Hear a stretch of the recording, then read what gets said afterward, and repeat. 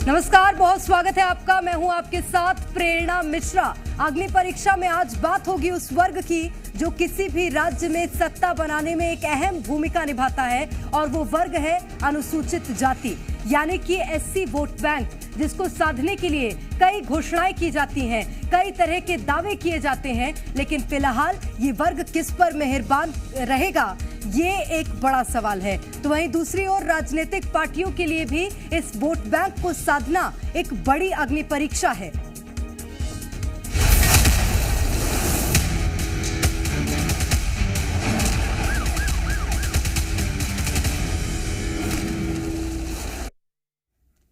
तो मध्य प्रदेश की करीब 87 ऐसी सीटें हैं जहां एससी वर्ग का खासा प्रभाव है, लेकिन इन सीटों पर राजनीतिक पार्टियों का टिकना उतना आसान नहीं है जितना दावों के जरिए बताया जा रहा है। एससी वर्ग को साधने के लिए सियासी पार्टियों को एक बड़ी अग्नि परीक्षा से गुजरना होता है, और वो अग्नि परीक्षा है इस वर्ग के मुद्दे। जिसने मुद्दों को साध लिया उसी के साथ होता है एक मजबूत वोट बैंक। तो आखिर 2023 के चुनाव में किसका साथ निभाएगा एससी वर्ग, बताएंगे पूरा सियासी समीकरण। लेकिन उससे पहले ये रिपोर्ट देखिए।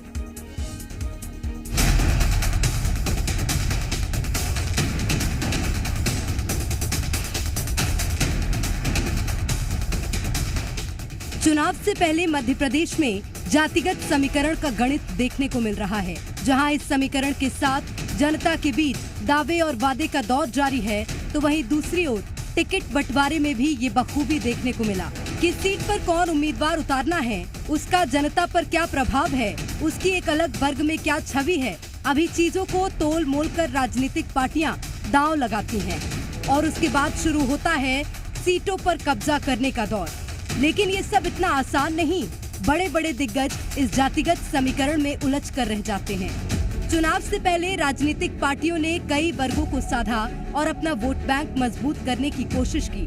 तो वहीं मध्य प्रदेश में एक ऐसा वर्ग भी है जो राजनीतिक पार्टियों को सत्ता के सिंहासन तक पहुंचाने में काफी अहम रोल निभाता है, और वो वर्ग है एससी वर्ग, जिसे साधने के लिए ना जाने कितने दांव चले गए, कितनी सियासत हुई और कितने वादे हुए, लेकिन ये वर्ग किस पर भरोसा जताता है, ये एक बड़ा सवाल है। एमपी चुनाव में 80 आरक्षित सीटों पर मुकाबला कड़ा होगा, क्योंकि कांग्रेस, बीजेपी के अलावा एसपी और बीएसपी ने भी अपने प्रत्याशी उतारे हैं। ऐसे में इन आरक्षित सीटों पर कांग्रेस बीजेपी की क्या रणनीति है, ये देखना होगा, क्योंकि सियासी मुकाबला 4 पार्टियों के बीच हो जाएगा। ऐसे में 2 बड़ी राजनीतिक पार्टियों की टेंशन और मुश्किलें बढ़ेंगी।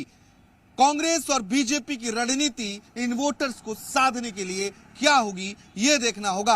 हालांकि पार्टियां जरूर दावा कर रही हैं कि इन दोनों पार्टियों से कोई फर्क नहीं पड़ता, लेकिन पिछले विधानसभा चुनाव के नतीजे बताते हैं कि वोट तो कटते हैं। इस वर्ग को साधने के लिए दावे वादे तो खूब किए जा रहे हैं, लेकिन असल में ये किसका राज तिलक करते हैं वो देखना होगा। लेकिन उससे पहले दावों का दौर बखूबी जारी है। बीजेपी का कहना है कि उसने एससी वर्ग के लिए काम किया, तो वहीं कांग्रेस का कहना है कि इस वर्ग के लिए बीजेपी कोई योजना लेकर नहीं आई। इन सब के बीच सपा एससी वर्ग को अपने पक्ष में बता रही है। देखिए, बसपा हो, सपा हो या कांग्रेस हो, आजादी के 75 सालों में इन्होंने क्या किया? सिर्फ और सिर्फ इन वोट बैंकों को छला। इनके लिए जो असल में काम किए वो तो भारतीय जनता पार्टी की सरकारों ने किए। तो इन कामों का लेखा जोखा लेखे जब भारतीय जनता पार्टी जाएगी तो इस वर्ग का आशीर्वाद भी मिलेगा और छलने वालों को ये वर्ग सबक भी सिखाएगा। मुझे लगता है दलित समाज, जिसके लिए 35 सीटें मध्य प्रदेश में आरक्षित है, उन्होंने मन पहले ही बना लिया कि दलित विरोधी भारतीय जनता पार्टी की सरकार को यहाँ से हटाना है। बीजेपी एक स्कीम बता दे जो उन्होंने दलितों के लिए बनाई। हमने आरक्षण दिया दलितों के लिए, हमने आरक्षित वर्ग के लिए आयोग बनाया अलग से, हमने SC ST एक्ट बनाया। भारतीय जनता पार्टी एक नीति बना दे जो उन्होंने अलग से दलित समाज के लिए बनाई हो। समाजवादी पार्टी का जो नारा है राष्ट्रीय अध्यक्ष श्री अखिलेश यादव जी ने दिया है, पीडीए ही हराएगा एनडीए को। पीडीए से पिछड़ा, दलित, आज से आदिवासी, अल्पसंख्यक और अगड़ा वर्ग भी है। हर वर्ग को ध्यान में रखते हुए हमने प्रत्याशियों का चयन किया है। बेहतर विकल्प मध्य प्रदेश की जनता को दिया है। जनता को चयन करने का मौका दिया है। बेहतर विकल्प के लिए हर वर्ग को प्रतिनिधित्व देने की जिम्मेदारी समाजवादी पार्टी ने निभाई। चुनाव से पहले दावों का दौर तो जारी है, लेकिन फिलहाल देखना होगा 230 विधानसभा सीटों में से करीब 87 सीटों पर अपना प्रभाव रखने वाले एससी वर्ग को आखिर कौन साधने में कामयाब रहता है। सवाल ये भी कि आखिर ये वर्ग किस पर अपना भरोसा जताता है। वहीं सवाल ये भी है कि क्या छोटे दल बड़ी पार्टियों का खेल बिगाड़ेंगे। ब्यूरो रिपोर्ट, जी मीडिया। तो चलिए सबसे पहले आपको बताते हैं कि 2018 में किस पार्टी ने एससी वर्ग के लिए आरक्षित 35 सीटों में कितनी सीटों पर परचम लहराया था। तो कई सालों तक बीजेपी का गढ़ माने जाने वाले इन 35 सीटों में से 18 सीटों पर कमल खिला था। जिसके बाद वहीं अगर बात करें कांग्रेस की, तो सालों बाद एससी के लिए आरक्षित 35 में से 17 सीटों पर कांग्रेस ने अपना कब्जा जमाया था। वहीं सालों बाद कांग्रेस ने एससी के लिए आरक्षित सीटों पर 17 सीटें जीती थीं। वहीं बीजेपी का गढ़ कहे जाने वाली इन सीटों पर 2018 में बीजेपी का वोट शेयर गिरा था। तो अब आपको बताते हैं कि मध्य प्रदेश के किस संभाग में कितनी सीटें अनुसूचित जाति के लिए आरक्षित हैं। ग्वालियर चंबल संभाग में 7 सीटें हैं जो कि एससी वर्ग के लिए आरक्षित हैं।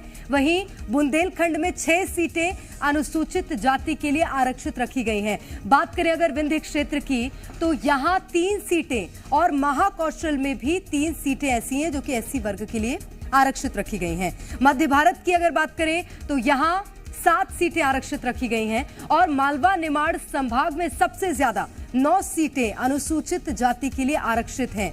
तो ये तो हुई सीटों की बात जो एससी वर्ग के लिए मध्य प्रदेश में आरक्षित हैं। अब आपको बताते हैं उन योजनाओं के बारे में जो सरकार एससी वर्ग को साधने के लिए चला रही है। अनुसूचित जाति राहत योजना, जरूरतमंद अनुसूचित जाति के लोगों को तुरंत राहत पहुंचाना इस योजना का उद्देश्य है।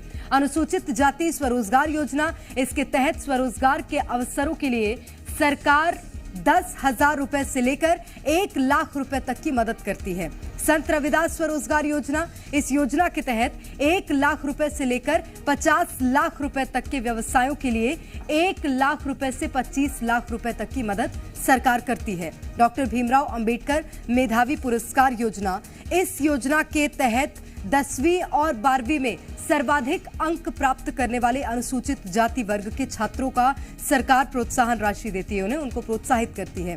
आवास सहायता योजना, अनुसूचित जाति के लोगों के लिए सरकार इस योजना के तहत आवास निर्माण में सहायता करती है। तो ये तमाम ऐसी योजनाएं जो कि एससी वर्ग के लिए सरकार की ओर से लाई गई हैं। बीजेपी सरकार की तमाम योजनाओं के सामने कांग्रेस ने अपने वचन पत्र में अनुसूचित जाति को साधने के लिए भी कुछ घोषणाएं की हैं। एक बार उन घोषणाओं के बारे में भी नजर डाल लेते हैं और उनकी जानकारी आपको दे देते हैं। कांग्रेस ने सबसे पहले पिछड़ों को बराबर सम्मान दिलाने की बात अपने घोषणा पत्र में की है। कांग्रेस ने अपने घोषणा पत्र में पिछड़े वर्ग के सशक्तिकरण के लिए भी कदम उठाने की बात कही है। वहीं चुनाव से पहले जाति जनगणना के मुद्दे को कांग्रेस हवा देती दिखाई दे रही है। कांग्रेस ने अपने वचन पत्र में जाति जनगणना को भी शामिल किया है। एससी वर्ग के लिए आरक्षित पदों पर सरकार बनते ही नियुक्ति करने का वादा कांग्रेस ने एससी वर्ग के वोटर्स से किया है। वहीं कांग्रेस का कहना है कि अनुसूचित जाति के युवाओं के दोबारा रानी दुर्गावती स्वरोजगार योजना की शुरुआत उनके लिए की जाएगी।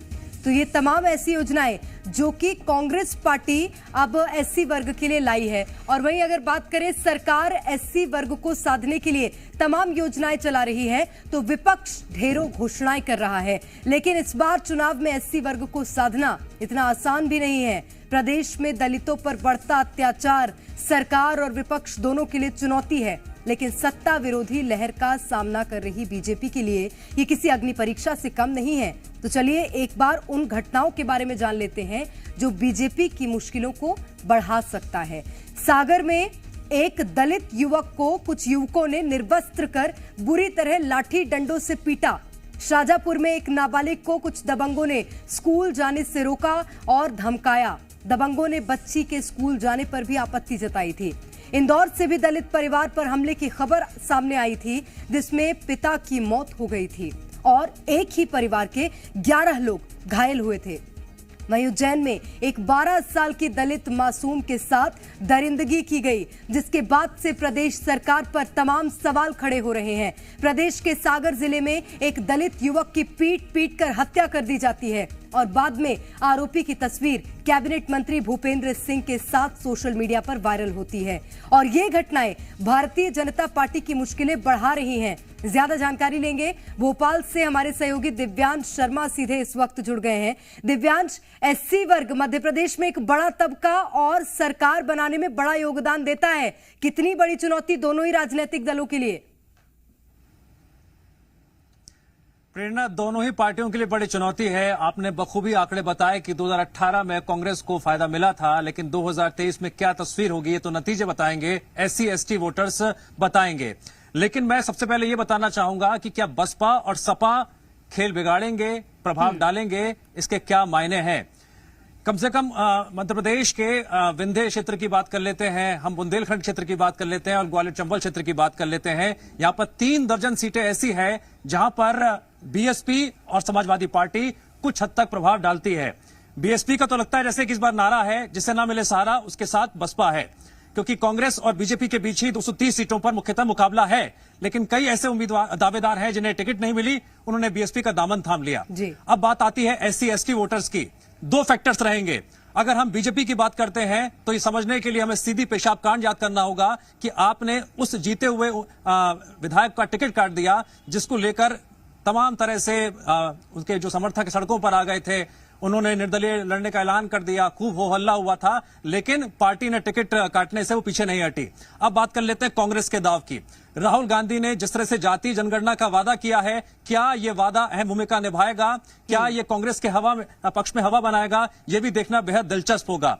मैं बीएसपी और समाजवादी पार्टी की बात कर रहा था। दिलचस्प बात यह भी है कि जिन 3 दर्जन सीटों की हम बात कर रहे हैं, वहां पर कहीं ना कहीं जब बीएसपी को अगर कम वोट प्रतिशत मिलता है तो उसका फायदा कांग्रेस को मिलता है। 2003 से लेकर 2018 का रिकॉर्ड इस बात का गवाह है। वहीं अगर बीएसपी का वोट प्रतिशत बढ़ता है तो उसका फायदा बीजेपी को मिलता हुआ दिखाई दिया है। तो क्या इस बार बीएसपी का वोट प्रतिशत बढ़ेगा या घटेगा, यह काफी कुछ तय करेगा। समाजवादी पार्टी की बात कर लेते हैं।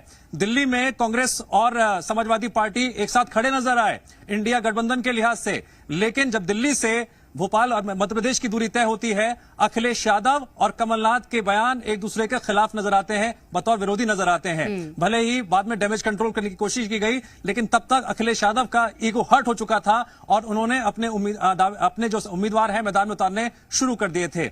अब भले 1.3% वोट समाजवादी पार्टी को 2018 मिला था, लेकिन यही 1.3% और बहुजन समाजवादी पार्टी का 5.3% वोट बैंक जो है 2018 में किस तरह से असर डाल चुका है सीटों में, वो अच्छी तरह से जनता देख चुकी है। कितना कम फासला था बीजेपी और कांग्रेस में वोट प्रतिशत के लिहाज से। कुल मिलाकर प्रेरणा कहानी यह है कि एससी एसटी वोटर्स को रिझाने के लिए जिन योजनाओं की आपने बात की, वो एक जरिया जरूर हो सकती है, लेकिन मौजूदा वक्त में पूरा माहौल बनाने की कोशिश की जा रही है अपने अपने पक्ष में।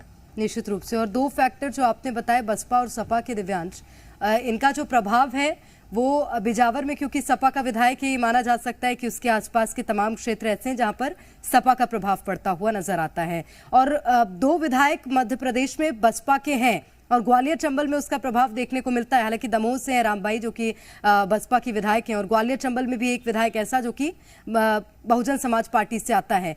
तो ये 2 क्षेत्र ऐसे हैं जिसको साधने में तो ये दोनों ही राजनीतिक दल बखूबी अपनी भूमिका निभाएंगे, लेकिन उसका प्रभाव किस पर पड़ेगा, कौन से राजनीतिक दल पर पड़ेगा? क्योंकि देखिए, मिलना तो दोनों का कांग्रेस या भारतीय जनता पार्टी में तय है, चाहे बसपा की बात कर लें चाहे सपा की बात कर लें। इसका फायदा कौन सा राजनीतिक दल उठा सकता है, दिव्यांश, अगर जीत हासिल होती है तो? बड़ी दिलचस्प बात है, बड़ी दिलचस्प बात आपने बड़ा सवाल पूछा है प्रेरणा। इसकी कहानी को हमें 2018 के जरिए समझना पड़ेगा, किस तरह से कई निर्दलियों ने कांग्रेस या बीजेपी का खेल बिगाड़ा था, और उसमें बीएसपी और समाजवादी पार्टी का भी जब वोट प्रतिशत मिल गया था तो कुल मिलाकर कहानी किसी के पक्ष में या किसी के खिलाफ चली गई थी। अब 2 सीटें बसपा ने जीती।